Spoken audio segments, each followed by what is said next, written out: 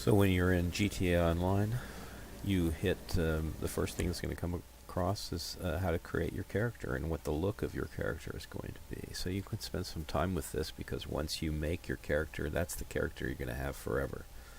You can create a second character if you want, but you can transfer all of the stats from your first character to your second character. And I believe you can delete a character. So anyway, you can go through this and you make up the character the way you like it. And once you're happy with it, you can finish and start the few missions that are mandatory. You get one from Lamar, and there's a few, 2 or 3 that are mandatory.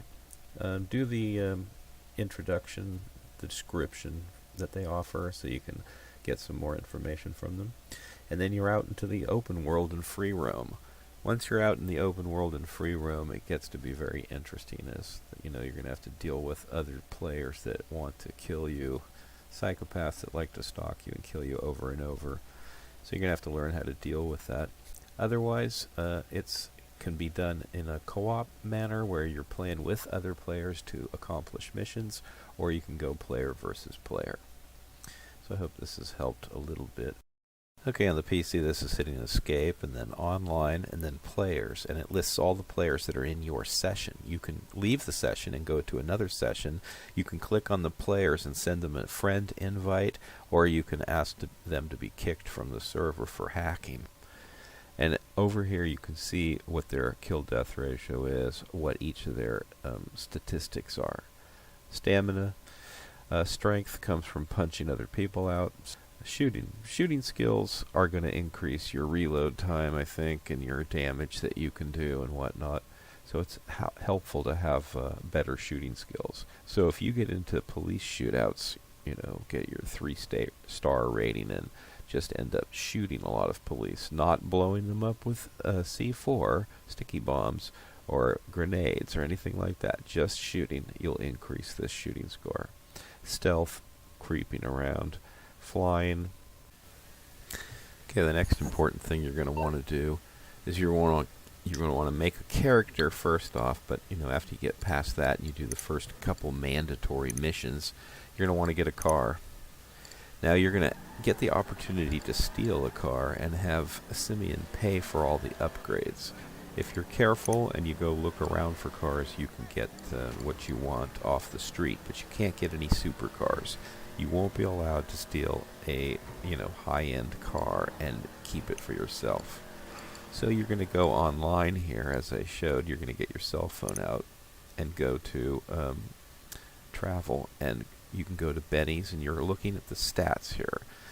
The top speed, acceleration, braking, and traction. So these are just a few cars that are available for purchase online. Now you're not going to be able to buy any car off the internet here. You're not going to be able to purchase a car unless you have a garage. So you're going to have to buy an apartment or a garage that'll hold cars. So I'm just showing you some of the cars that you can get, and what you're looking at is the statistics compared to each other. So I'm going to look at the 2-doors. I'm just going to compare all the different 2-doors. So mostly what I'm looking for is speed, acceleration, and traction, because most of the time you're going to be rushing around to get someplace or trying to lose the cops. It's going to be in the city, and it's block-to-block acceleration. If you're on the freeway, top speed might be an issue, but it's not going to really be that big of a deal. And here we're going to see that motorcycles, even though they're extremely fast, when you look at the specifications, top speed and acceleration, it's not any better than the cars. A $35,000 car and a $16,000 motorcycle are pretty even, except the braking is much better on the bike. If you want an exotic car, you got to go to Legendary Sports, and here you can look at the supercars. And here's a $2.5 million car, the Tyrus. And you look at the acceleration and traction and top speed, and they're all better than the $30,000 car, but not that much. So now let's go to the gun store. The gun store looks like this in the regular game, but in the online, only the board to the right has any guns on it. So when you click E to purchase something, only the right selection is available. All these guns start to fill in as you do more missions and you advance. So the mini submachine gun is a must-buy because it's what you can use while driving. It pretty much is the same as the regular campaign. If you're going to be driving the car, you can use a sawed-off shot or a mini shotgun, or the sticky bombs, or the submachine gun, and you need a submachine gun. But the next thing you're going to want to do is get a main shooter, a shooting gun that you're comfortable with. If you're used to something in the main campaign, that's probably a good pick. I'm showing the stats so that you can see them and compare. But the main shooter that I like is the Special Carbine because it has a 100-round coil magazine. That's the one that I'm showing right here. 100-round coil magazine. It's a pretty good gun. So you can see I have the drum magazine and the scope. And these things only become available later as you get more experience points. I don't like the Combat PDW. It's got a built-in silencer and slow rate of fire, and it didn't seem like it did very well for me. The Bullpup is a pretty good weapon. You can get a 60-round magazine with it, and you can get a scope. And all the scope does is when you press the zoom wheel on your mouse, or whatever you use to zoom your scope in with, it about doubles the size of everything. Once the assault shotgun becomes available, it appears to be the shotgun of choice. Stay safe! I'm in passive mode here, so I can't bring any guns up, but the advantage to being in passive mode is nobody can come over and kill me while I'm just daydreaming. So this is the Combat PDW. You can tell it's pretty quiet, and nobody's calling the police. This is the Bullpup, and you can tell it's not Film that shit! This is the Special Carbine. This is the short drum shotgun. It's red. You have to be really close to do any damage here. You can't shoot it from a motorcycle. Here we're going to show the rocket launcher. It locks onto your target. When it turns red, it should go and get a kill with it. Of course, it doesn't always do that, as you'll see here. And when it's not locking to anything, you can get a target. But otherwise, you just have to eyeball down the tube and just guess where it's going to go. And just eyeball down the tube, guess where it's going to go, and pull the trigger. So now I'm going to show you how to play missions on your own or start jobs and host them. You go to Jobs, Play Job, and then Rockstar Created, and then Missions. And in here you'll find all the missions that are available to play. And you look at the right side over on the side where it says Players, and if it's 1 through anything, you can play it by yourself because you can play as 1.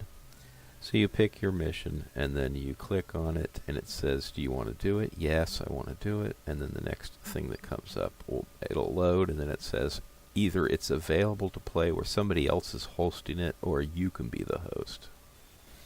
After the mission is over, you'll get a loading screen, and it'll go through the loading screen, and then it'll drop you into the world.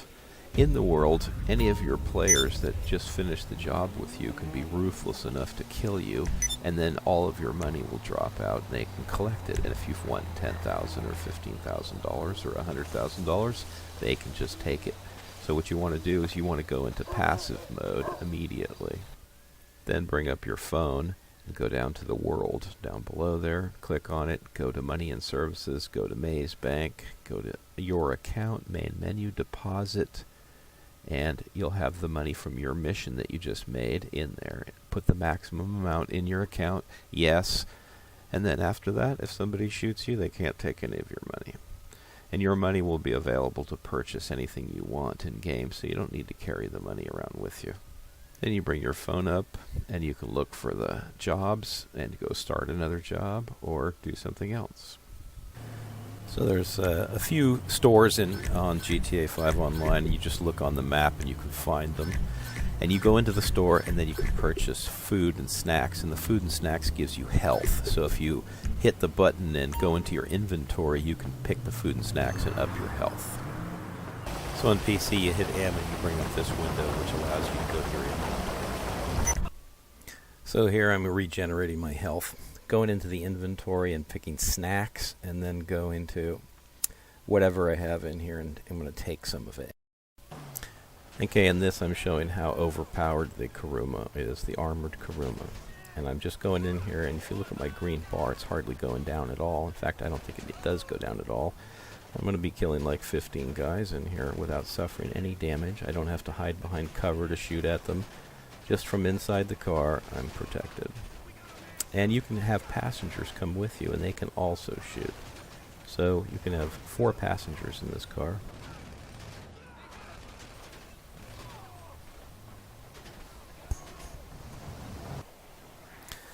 Okay, sometimes they'll spawn you in the middle of nowhere, and you don't know why. Why are you spawning up on Mount Chiliad, where it's going to take 5 minutes to go anywhere? So you look at the options and the last spawn location, and you can set where you want to be spawned. In the beginning, maybe it has random automatically set, but after you get a house, you can spawn at your house. Next, you can go into the interactive menu and go to Vehicles and request a personal vehicle, and it'll respawn your car right next to you. And then you want vehicle access to be restricted to just passengers. Otherwise, somebody can jump in your car and drive off in it and leave you stranded. And lastly, you can go to your phone and call Moore's Insurance to replace your car if it gets blown up or somebody else destroys it or the police destroy it. The other thing I'm going to suggest you do is that you go on YouTube and you watch the different heist missions that are available in GTA 5 Online, because the instructions are horrible and they're not going to tell you what to do. There's a Pacific Standard Job, the Prison Break, and Humane Labs. And if you look and watch somebody else completing them, you can get an idea of the job that each of the parties has to do, because it's not all everybody's all together. Most of the time they have individual jobs they have to do. And if you don't know where to go and what to do, then you fail over and over again.